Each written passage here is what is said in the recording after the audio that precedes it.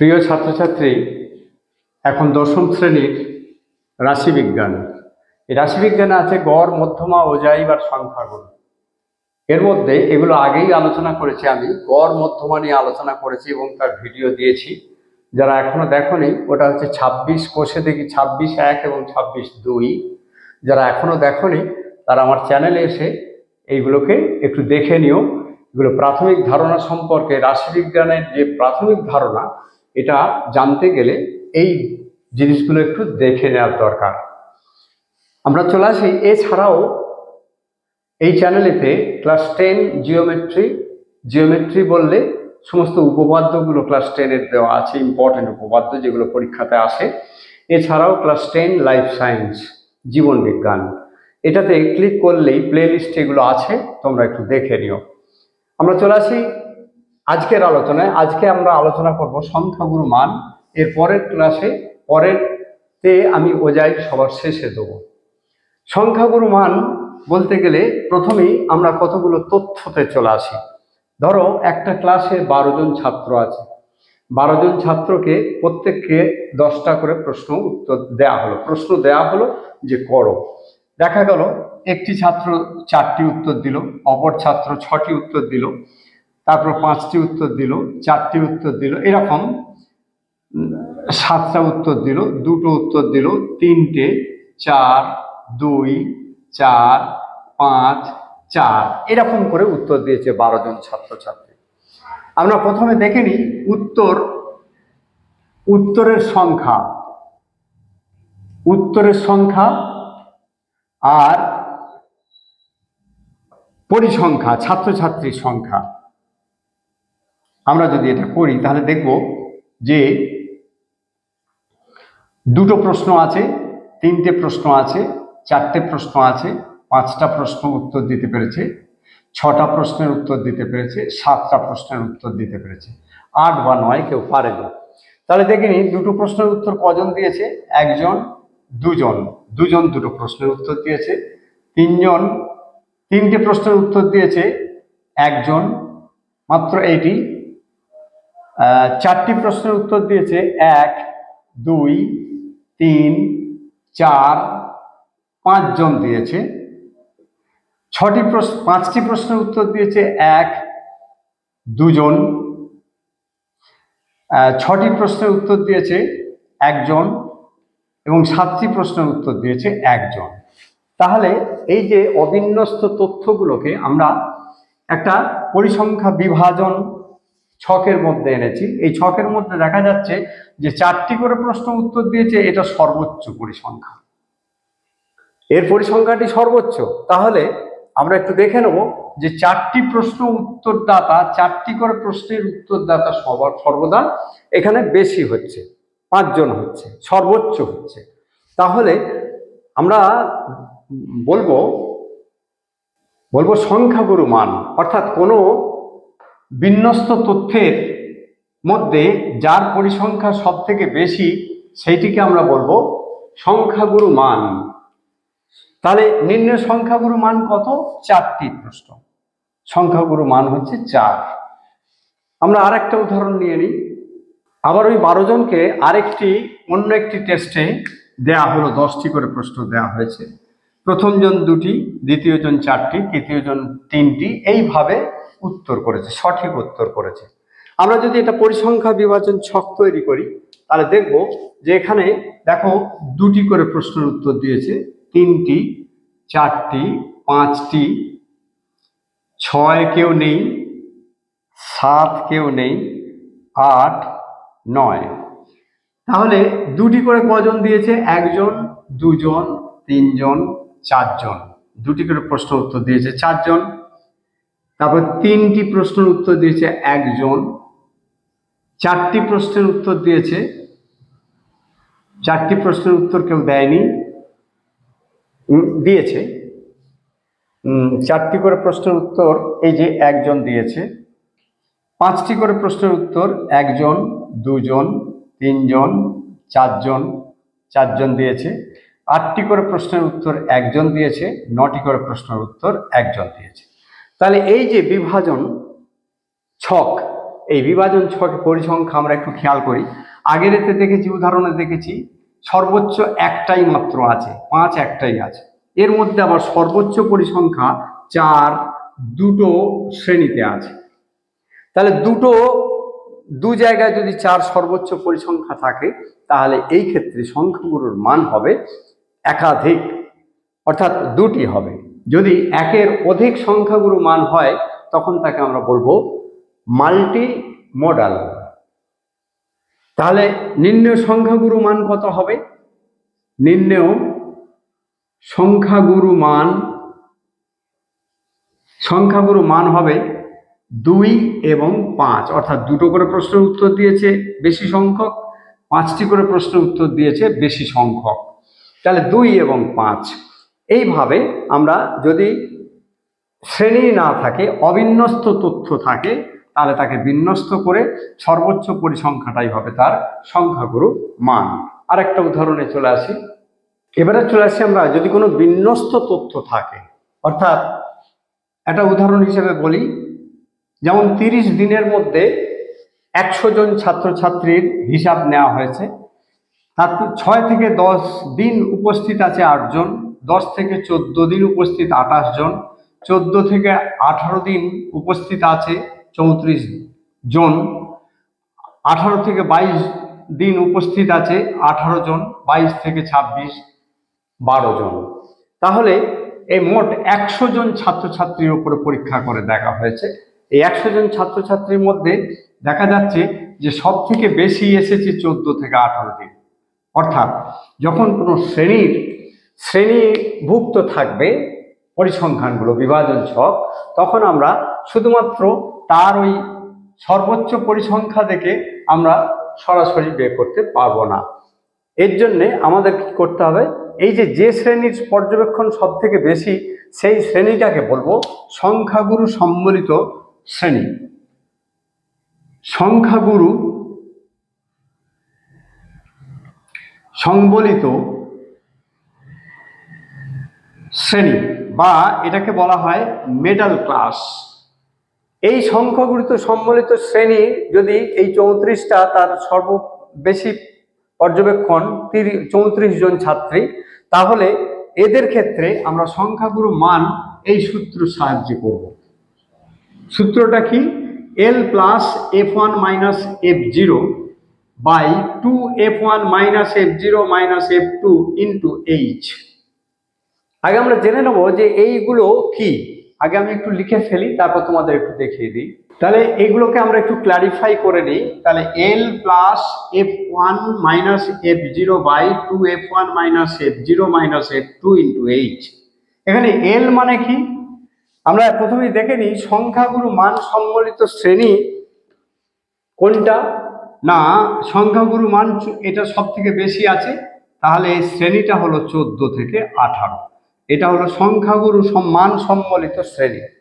এবারে দেখবো এল মানে কি। এল মানে হচ্ছে সংখ্যাগুরু মান সম্বলিত শ্রেণীর নিম্ন সীমা।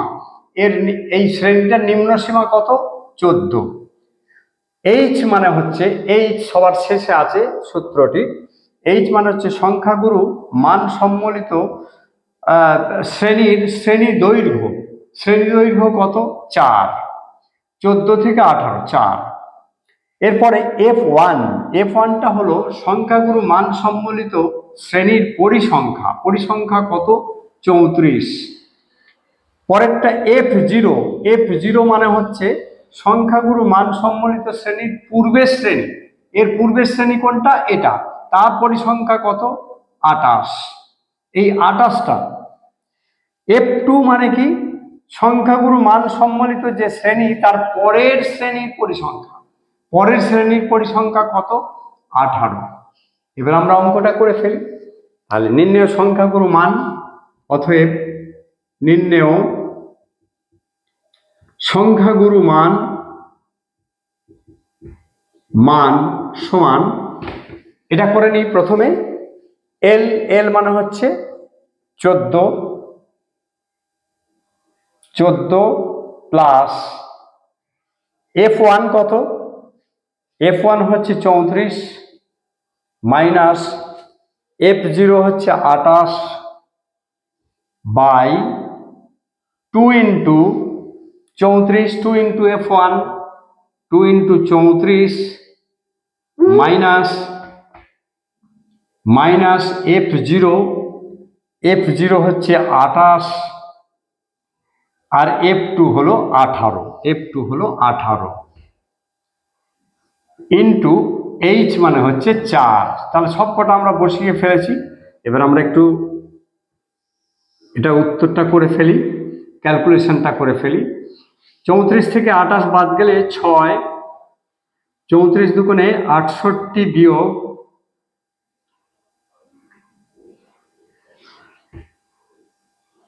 ইন্টু 4, 14 প্লাস 6-এর কয় দিলে 8, 2, 22 ইন্টু 4।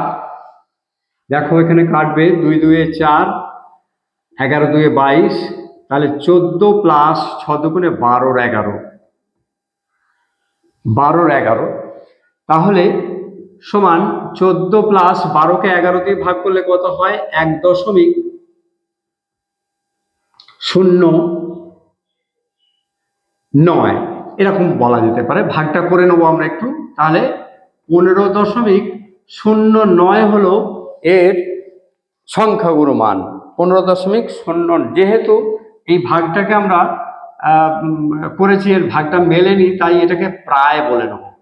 তাহলে এইভাবে আমরা যে কোনো সংখ্যাগুরু মান নির্ণয় করতে পারি। মোট এগুলো হচ্ছে মধ্যগামিতা মাপক। গড়, মধ্যমা এবং সংখ্যাগুরু মান তিনটি হচ্ছে মধ্যগামিতা মাপক। অর্থাৎ এই 15.09টা প্রশ্নের এই দিন 15.09 দিন ধরে বেশিরভাগ ছাত্রছাত্রী উপস্থিত ছিল, এটা বলতে পারি। অর্থাৎ এটা সংখ্যাগুরু মান, অর্থাৎ সংখ্যাগুরুরা এই 15 দিন এসেছে, এইটার থেকে আমরা বলতে পারি। তাহলে এতগুলো তথ্য আমরা একটা দিয়ে বলতে পারি, এই জন্যে এটাকে মধ্যগামিতা মাপক বলা হয়, সেন্ট্রাল টেন্ডেন্সি। আমরা চলে আসি অঙ্কের কথা। এবারে আমরা চলে আসি একের অঙ্কে, 26/4-এর একের অঙ্কে। আমাদের 16 জন বন্ধুর প্রতিদিন স্কুলে যাতায়াত ও অন্যান্য খরচের জন্য প্রাপ্ত টাকার পরিমাণ। গার্জেনদের কাছ থেকে পাওয়া যায় টাকা। প্রথম জন পায় 15 টাকা, দ্বিতীয় জন পায় 16 টাকা, তৃতীয় জন পায় 17 টাকা, চতুর্থ জন পায় 18 টাকা, এইভাবে আছে। আমাদের বন্ধুদের প্রতিদিন পাওয়া অর্থের সংখ্যাগুরু মান নির্ণয় করি। প্রথমেই আমরা এই যে টাকাগুলো সবাই পেয়েছে, 16 জন বন্ধু আছে, এদের আমরা পাওয়া অর্থের ঊর্ধ্বক্রমে সাজাই। পাওয়া অর্থ ঊর্ধ্বক্রমে সাজিয়ে পাই।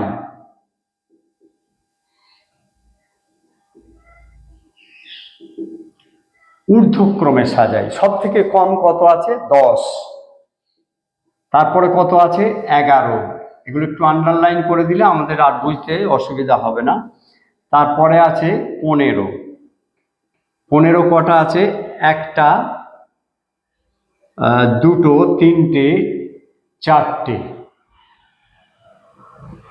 15, 15, 15। তারপরে আছে 16, একটা, দুটো, তিনটে। 16, 16, 16। 17 আছে একটা, দুটো, তিনটে, চারটে। চারটে আছে 17, 1, 2, 3, 4। তারপরে আছে 18। 18 দেখে নিই, একটা, একটা, দুটো। 18, 18 আর একটা আছে 19। 19। তাহলে ঊর্ধ্বক্রমে সাজিয়ে নিলাম। এর মধ্যে দেখো 15 কটা আছে? 15 আছে চারটে, 16 আছে তিনটে, 17 আছে চারটে। তাহলে এখানে সংখ্যাগুরু কোনটার পরিসংখ্যা সব থেকে বেশি? পাওয়া অর্থের ঊর্ধ্বক্রমে যদি আমরা সাজাই, বা ওই আগে উদাহরণ দেওয়ার মতো ছকে সাজাই, তাহলেও দেখব 15 আছে 4 জন, 17 আছে 4 জন। তাহলে এটা হবে মাল্টিমোডাল। মাল্টিমোডাল কিরকম? মানে অর্থাৎ দুটো সংখ্যাগুরু মান। তাহলে অতএব পাওয়া অর্থের সংখ্যাগুরু মান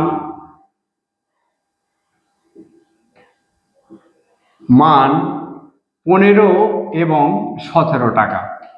সংখ্যাগুরু মান 15 এবং 17 টাকা, বা 15 টাকা এবং 17 টাকা, দুটোতেই টাকা লিখে দিলাম। এটা হয়ে গেল আমাদের অঙ্ক, খুবই সহজ অঙ্ক।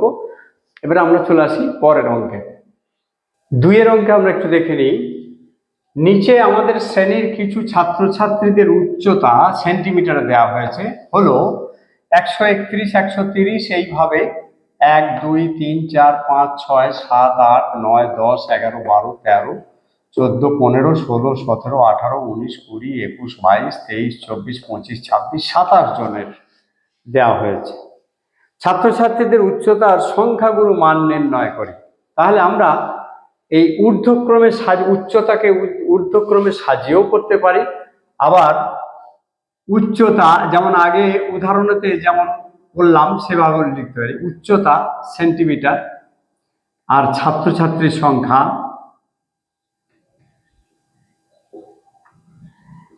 এভাবেও আমরা ছক করেও করতে পারি। দেখে নিই একটু। প্রথমেই সব থেকে কম উচ্চতা কত আছে? 130, 131, 132, 133, 134, 135 পর্যন্ত আছে। আমরা যদি একটু দেখে নিই, তাহলে দেখে নিই কি করা যায়। আমরা দেখো 130 কতজন আছে।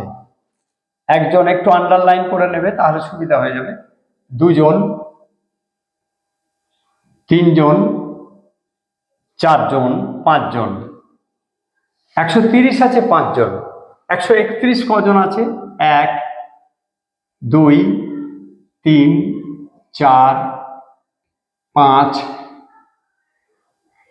6, 7, 7 জন।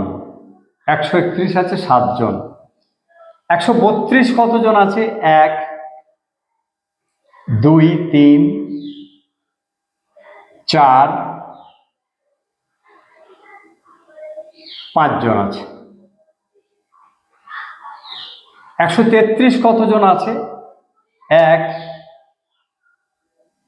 2, 3, 4 জন। 134, 1, 2,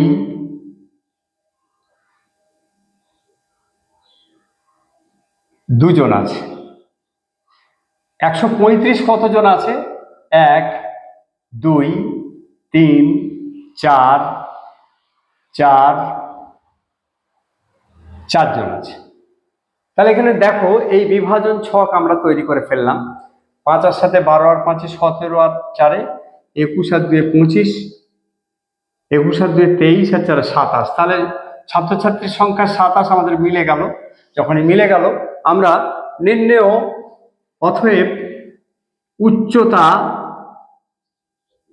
উচ্চতার সংখ্যাগুরু মান কত? দেখো এর মধ্যে সব থেকে বেশি কত আছে? পরিসংখ্যা 7 জনের আছে 131 সেন্টিমিটার। তাহলে নির্ণেয় সংখ্যাগুরু মান হচ্ছে 131। এটা সংখ্যাগুরু মানের পরিসংখ্যা সব থেকে বেশি, তাহলে তার যে উচ্চতাটা কত? 131 সেন্টিমিটার। এটা হলো উত্তর। দেখো এই অঙ্কগুলো এত সহজ, যারা মাঝারি মেধার ছেলে বা একটু পিছিয়ে পড়া অঙ্কেতে ভয় পায়, তারাও কিন্তু এই অঙ্কগুলো যদি একটু ফলো করে খুব সহজেই এই অঙ্কগুলো উত্তর করতে পারবে। এরকম অঙ্ক সব সময়তেই থাকে। এই 4টে অনুশীলনের মধ্যে 3টে অঙ্ক থাকে, তার মধ্যে 2টো করতে হয়। যদি সংখ্যাগুরুর এরকম অঙ্ক একটা দেয় মাধ্যমিকে, তাহলে তোমরা খুব সহজেই এটা করতে পারবে। এর জন্যে বিরাট কিছু গুণ ভাগ যোগ করতে হয় না। আমরা চলে আসি পরের অঙ্কে। 3 অঙ্কে 2টি দেওয়া আছে। নিচের তথ্যের সংখ্যাগুরু মান নির্ণয় করি। 1 দাগের কিছু অবিন্যস্ত সংখ্যা দেওয়া আছে, আর 2 দাগের কিছু অবিন্যস্ত সংখ্যা দেওয়া রয়েছে। যখন খুব বেশি সংখ্যা দেওয়া থাকবে, আমাদের শ্রেণী করতে অসুবিধা হবে। তাহলে তথ্যে তথ্যটি ঊর্ধ্বক্রমে সাজিয়ে পাই, দুভাবেই করা যাবে। সাজিয়ে দেখো, প্রথমে সব থেকে কম কত আছে? 2 আছে, তাহলে 2 একটাই আছে। 3 কটা আছে আমরা একটু দেখে নেব। একটা যদি বাদ পড়ে যায় তাহলে এই আন্ডারলাইন করা দেখে বুঝতে পারা যাবে। 1 2 3টে 4টি, আর কেউ 3 নেই, পরপর 4টে 3 আছে। এবার দেখব 4 কটা আছে। 4 1 2 3টে 4টে 5 6 7 8 9 10 11 12। 1 2 3 4 5 6 7 8 9 10 11 12টি 4 আছে। তারপর 5 কটা আছে? 1 2 3 4 5 5 6 7 8 9, 9টা আছে। 1 2 3 4 5 6 7 8 9, 9টা আছে। 9। তারপর 6 কটা আছে একটু দেখে নিই।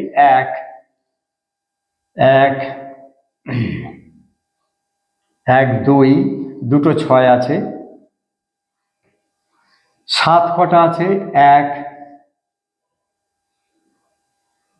একটাই 7 আছে। 8 কটা আছে? একটা তো দেখতেই পাচ্ছি, একটা 8 আছে। তাহলে এখানে দেখতে পাওয়া যাচ্ছে, আমরা দেখে নিই 3 কটা আছে।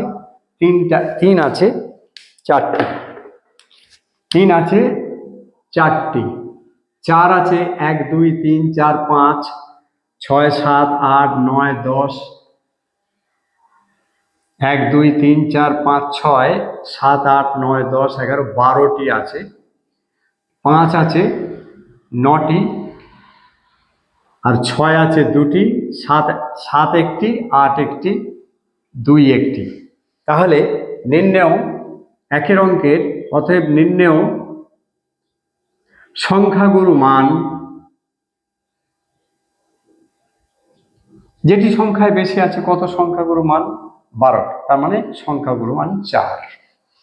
পরেরটাও দেখো, একইভাবে আমরা সাজিয়ে ফেলি। তথ্যগুলি ঊর্ধ্বক্রমে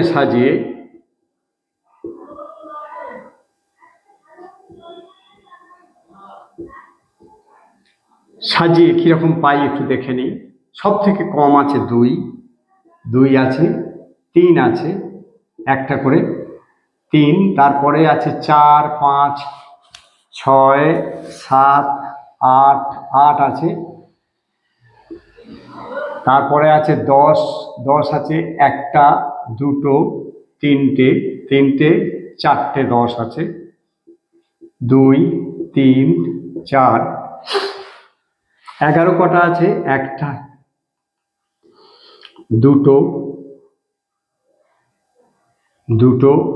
2 আছে 11। 12 কেউ আছে কি একটু দেখে নিই। 12 কেউ নেই। 13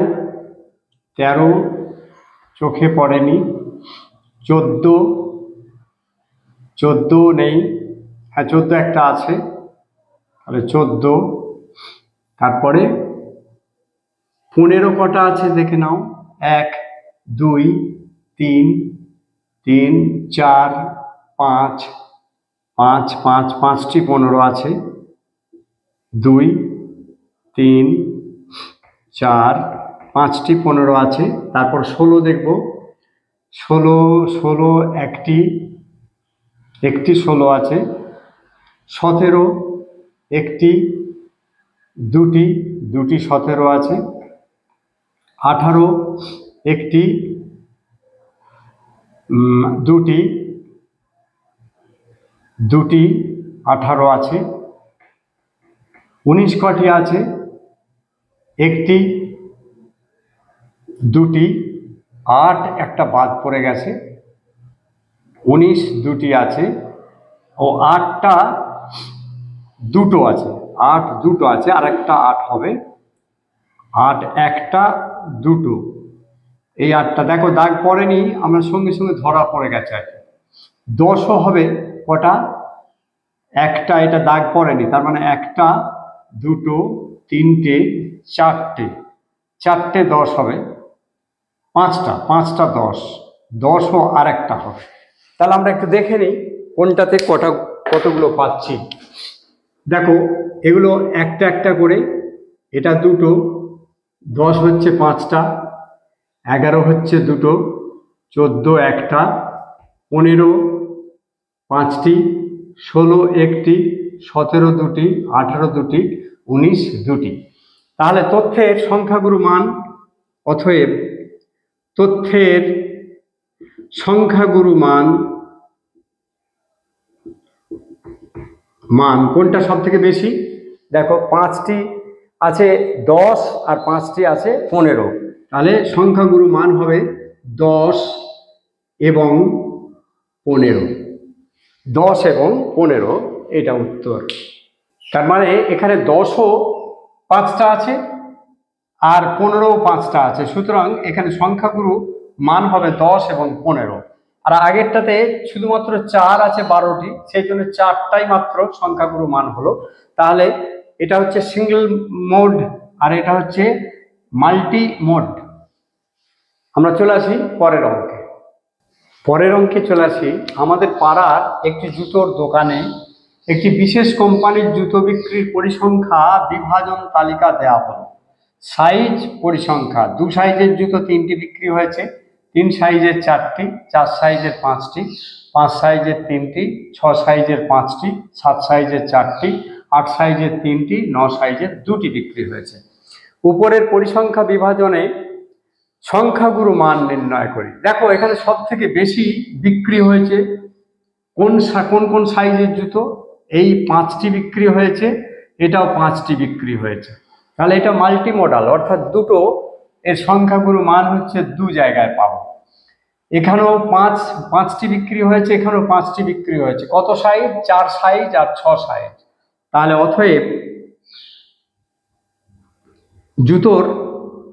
অতএব নির্ণেয়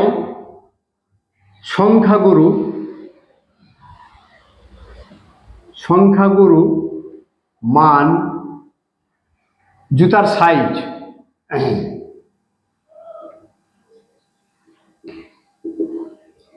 সংখ্যাগুরু মানটা কত হবে?